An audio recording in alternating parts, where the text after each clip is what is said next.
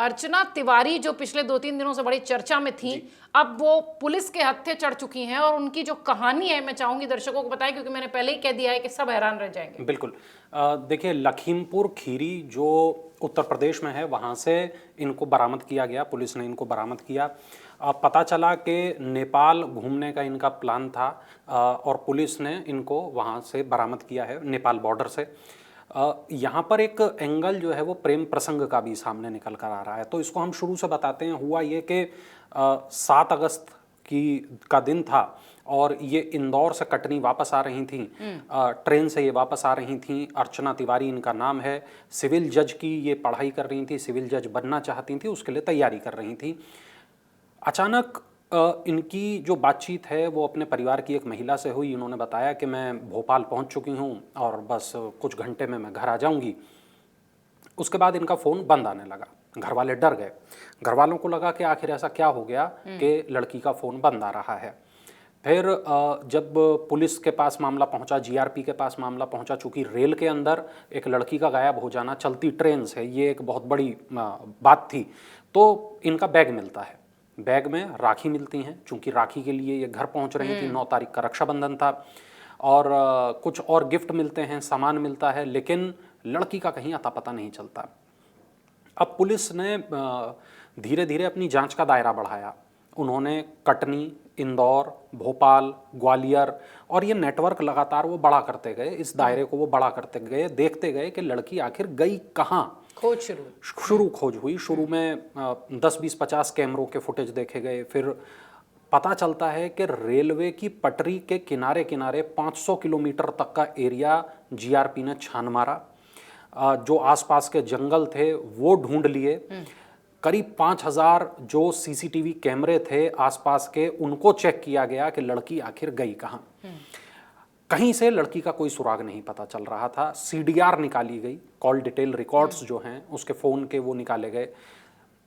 धीरे धीरे चूंकि कोई भी जो अपराध होता है वो छुपता नहीं है, वो धीरे धीरे खुलने लगता है। धीरे धीरे ये पता चलता है कि लड़की कुछ लोगों के साथ संपर्क में थी, जिसमें से एक प्रमुख नाम सामने आता है ग्वालियर के एक पुलिस कांस्टेबल का, जिसका नाम राम था।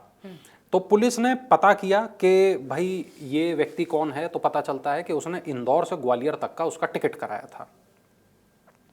अब पुलिस ने उस शख्स को हिरासत में लिया, उससे पूछताछ की, तो पता चला कि इसकी भूमिका केवल टिकट कराने तक ही सीमित है, इससे ज़्यादा इसकी कोई भूमिका इस केस में नहीं है। लेकिन लड़की का अब भी पता नहीं, और लड़की गई कहाँ। और ये मामला चैलेंजिंग होता जा रहा था, क्योंकि जो लड़की के कथित भाई हैं उन्होंने 51,000 रुपये उसकी बरामदगी के लिए घोषित कर दिए। अच्छा। लड़की के परिजनों ने सीबीआई जांच की मांग कर दी और ये मामला लगातार सुर्खियों में था, बड़ा होता जा रहा था और पुलिस के लिए नाक का सवाल बन गया था, सरकार के लिए नाक का सवाल बन गया था। तब ये पता चलता है कि एक जगह है शुजालपुर, वहाँ पर सारांश नाम का एक लड़का रहता है। तो सारांश के साथ इनकी मित्रता थी और सारांश ने अपने घर वालों को बता रखा था कि वो किसी सपना नाम की लड़की के साथ उसका प्रेम संबंध है। अब यहाँ ये जानना बहुत ज़रूरी है कि अर्चना के घर का नाम सपना है। तो इसके बाद में ये पता चलता है कि सारांश को जीआरपी भोपाल ने उसको पूछताछ के लिए बुलाया और उसके पिता ने बताया कि उनका बेटा इंदौर में रहता है। 17 अगस्त को वो इंदौर से शुजालपुर आया था। 3 महीने पहले उसने ये बताया था कि सपना नाम की एक लड़की है जो कि वकील है, उसके साथ मेरा प्रेम संबंध है। ये बात बताई। उन्होंने बेटे को समझाया कि कोई गलत काम ना करे। अर्चना नाम हमने पहली बार सुना है, अर्चना तिवारी को हम नहीं जानते, सपना से ज़रूर हमारे बेटे की मित्रता है। अब यहाँ ये एंगल पुलिस को समझ में आता है कि अर्चना का ही नाम सपना है। उसने भी कहा, उनकी माँ ने कहा सारांश की कि मेरा बेटा निर्दोष है और 8 से 10 अगस्त तक तो मेरा बेटा चेन्नई में था, वो यहाँ था ही नहीं। अब ये पता चलता है कि ये जो पूरा केस है ये किस तरह कनेक्ट होता है। तब एक शख्स और पकड़ा जाता है जो इस केस में ड्राइवर है और ये पता चलता है कि ये वो शख्स है जो सारांश को लेकर और अर्चना को लेकर ये उसने ड्राइवर के रूप में काम किया। अब वो व्यक्ति किसी केस में उसको पुलिस ने पकड़ा, अलग केस में, वहां से ये घटनाक्रम खुला कि वो इस केस से भी जुड़ा हुआ है वो व्यक्ति, फिल्मी स्टाइल का एक व्यक्ति। तो ये पता चला कि पहले ये दोनों सारांश और अर्चना ये हैदराबाद गए। हैदराबाद से फिर इनकी प्लानिंग थी नेपाल जाने की। अब इसमें पता ये चलता है कि लगातार जो अर्चना के परिवार वाले हैं वो उसके ऊपर शादी के लिए दबाव डाल रहे थे। दो चीज़ें, लड़की आगे पढ़ना चाहती थी, सिविल जज बनना चाहती थी, इसमें कोई बात नहीं है कि गलत हो ये बात। तो वो पढ़ना चाहती थी, सिविल जज बनना चाहती थी, साथ ही वो अपनी मर्जी से शादी भी करना चाहती थी। और ये जो अपनी मर्जी से शादी वाला जो फैक्टर है वो उसके परिवार को पसंद नहीं था। और अर्चना के जो घर वाले थे वो उसके लिए लगातार लड़का ढूंढ रहे थे। और इस बार भी जब वो रक्षाबंधन पर आती, घर पहुंचती, तब उसको किसी को दिखाया जाना था और संभवतः वो रिश्ता तय कर दिया जाता। लड़की को ये बात पता थी और लड़की ने ये पूरा प्लान बनाया कि इस तरीके से मैं सारांश के साथ निकल जाऊंगी और शादी वादी जब हो जाएगी फिर तब का तब देखेंगे। अमूमन इस तरीके के केसेस में दो चीज़ें होती हैं, या तो फिर ऑनर किलिंग होती है, नहीं तो परिवार स्वीकार कर लेता है।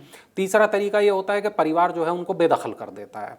तो जो आगे होता वो एक अलग बात थी, लेकिन हाँ अब ये बात पता चली है कि अर्चना सकुशल बरामद हो गई हैं और पुलिस ने बाकायदा प्रेस कॉन्फ्रेंस करके इस बारे में जानकारी दे दी है कि अर्चना पूरी तरीके से सुरक्षित हैं, उनको बरामद कर लिया गया है। उनको बरामद किया गया है नेपाल बॉर्डर से और लखीमपुर खीरी से उनको बरामद किया गया है। उनको वापस लेके आया जा रहा है। अब जब पहुंचेंगी वो एक मर्तबा घर तो संभवतः कुछ और नई जानकारियां सामने आ पाएँ, या सारांश से यदि बात हो पाए तो शायद कुछ नई जानकारियां सामने आ पाएँ, या पुलिस को अगर वो दोनों कुछ स्टेटमेंट देते हैं तब कुछ नई जानकारियां इस मामले में सामने आ पाएंगी। पर फिलहाल इंदौर से गायब ये लड़की अब पुलिस के हत्थे चढ़ चुकी है। और जो थ्योरी जिसको कि मैंने शुरुआत में कहा कि बहुत ज्यादा हैरान रह जाएंगे, क्योंकि पुलिस भी हैरान है।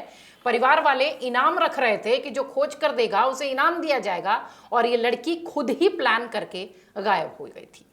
अगर आप ये वीडियो YouTube पर देख रहे हैं तो हमारे चैनल को सब्सक्राइब कर बेल आइकन दबाएं, और Facebook पर देख रहे हैं तो हमारे पेज को लाइक करें।